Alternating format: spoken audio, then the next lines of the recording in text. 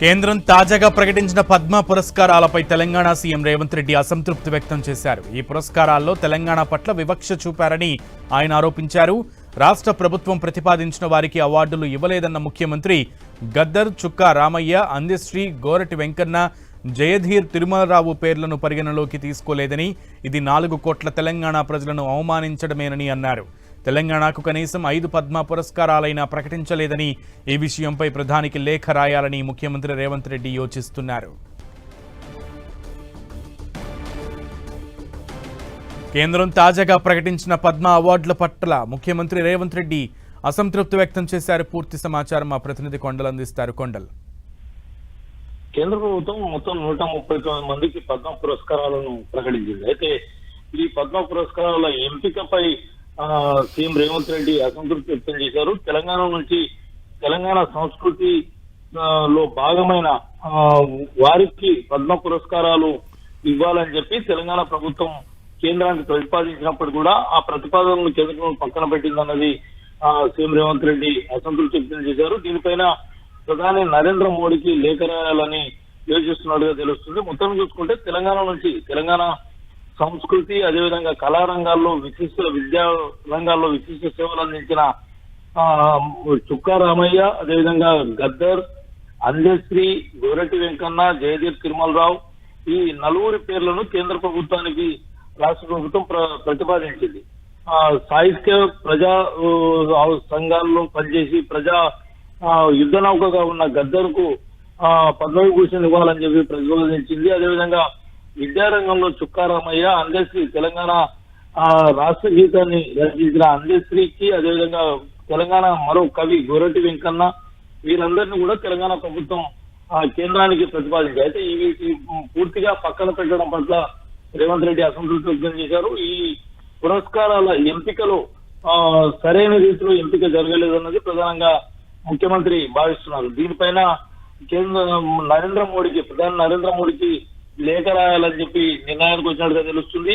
దీనిపై కేంద్రం ఎలా స్పందిస్తుందో చూడాల్సి ఉంటుంది. ఇది పూర్తిగా ఈ పద్మ పురస్కారాల్లో తెలంగాణ ప్రజలకు జరిగిన అవమానంగానే రాష్ట్ర ముఖ్యమంత్రి భావిస్తున్నారు.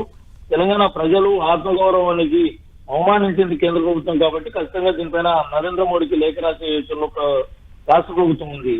రైట్, దీన్ని ఏ విధంగా చూడాలి? ముఖ్యమంత్రి స్వయంగా ఇంత అసంతృప్తిని వ్యక్తం చేయడం, డైరెక్ట్గా 4 కోట్ల తెలంగాణ ప్రజల ఇదిని అవమానించినట్లుగా ఆయన భావించడం ఎలా చూడాలి? ఖచ్చితంగా, ఎందుకంటే ఈ రాష్ట్ర ప్రభుత్వం ఏదైతే ప్రతిపాదించిన పేర్లున్నావో వీళ్ళందరూ కూడా తెలంగాణ సమాజంలో ఒక ప్రత్యేకమైన గుర్తింపును, ప్రత్యేకతను చాటుకున్న వ్యక్తిగా మనం చూడాల్సి ఉంటుంది. మనం గద్దరు అంశాన్ని తీసుకుంటే తెలంగాణ ఉద్యమానికి ఊపిరిఊదిన వ్యక్తిగా గద్దరు ఉన్నాడు. అదేవిధంగా ప్రజా సమస్యల పైన నిరంతరం పోరాడిన వ్యక్తిగా గద్దరు ఉన్నాడు. అదేవిధంగా చుక్కా రామయ్య విద్యా వ్యవస్థలో సమూలమైన మార్పుల కోసం కృషి చేసిన వ్యక్తిగా చుక్కా రామయ్య ఉన్నారు. ఇంకా అందెశ్రీ గురించి ప్రత్యేకంగా చెప్పనవసరం లేదు, ఎందుకంటే రాష్ట్ర గీతం తెలంగాణ రాష్ట్ర గీతాన్ని రచించిన అందెశ్రీ, అదేవిధంగా తెలంగాణ ఉద్యమం వ్యక్తిగా ఎగిసేందుకు అందెశ్రీ పాట ఎంతో ముఖ్యమైనది. ఇక తెలంగాణ సాహిత్యంలో గోరటెంకన్నకు ప్రత్యేకమైన స్థానం ఉంది. ఇలా వీరిని ప్రతిపాదించింది రాష్ట్ర ప్రభుత్వం. అయితే వీరిలో ఏ ఒక్కరిని కూడా కేంద్ర ప్రభుత్వం పరిగణలోకి తీసుకోలేదు. ఈ అంశం పట్ల ముఖ్యమంత్రి రేవంత్ రెడ్డి తీవ్ర అసంతృప్తి వ్యక్తం చేస్తున్నారు. తెలంగాణ ప్రజలను అవమానించడమే ఈ ఎంపిక పట్ల అన్నది ప్రధానంగా ముఖ్యమంత్రి భావిస్తున్నారు. దీనికి నిరసనగానే ప్రధాని నరేంద్ర మోడీకి లేఖ రాసేందుకు సీఎం రేవంత్ రెడ్డి రాయాలనే ఆలోచనలో ఉన్నారు. దానికి ఖచ్చితంగా ఈ నిరసనను వ్యక్తం చేసేందుకే ప్రధాని నరేంద్ర మోడీకి లేఖ రాయాలనే విషయంలో రాష్ట్ర ప్రభుత్వం అందిస్తుంది. కొండలు, అయితే ఇచ్చినటువంటి 139 పురస్కారాల్లో, ప్రకటించినటువంటి 139 పురస్కారాల్లో కనీసం తెలంగాణకి 5 ఇవ్వాలనేది ముఖ్యమంత్రి అనుకున్నటువంటి నెంబర్. కానీ ఇది నిజంగానే న్యాయబద్ధంగానే ఉంది. మరి దానికి సంబంధించి కేంద్రం ఏమన్నా పరిశీలించే అవకాశం ఉంటుందా? దీని పట్ల కేంద్ర ప్రభుత్వం ఎలా వ్యవహరిస్తుందన్నది కొంత ఆసక్తికరంగా ఉంది. ఎందుకంటే తెలంగాణకు సంబంధించి ప్రధానంగా ఇచ్చిన అవార్డులలో తెలంగాణ నుంచి మందకృష్ణ మాదిగకు ఏదైతే ప్రజా వ్యవహారాల విభాగంలో మందకృష్ణ మాదిగకు ఇచ్చారు. కళలు, సాహిత్యం, విద్యా విభాగాల్లో మాడుగుల నాగపల్లి శర్మ, కేఎల్ కృష్ణ, మిర్యాల అప్పారావు వీళ్ళందరూ కూడా ఆంధ్రకి సంబంధించిన వ్యక్తులుగానే ఉన్నారు. అయితే తెలంగాణ నుంచి ఇచ్చిన వాళ్ళు మందకృష్ణ మాదిగా ఉన్నారు, బాలకృష్ణ ఆంధ్రకి సంబంధించిన వ్యక్తిగానే ఉంటారు.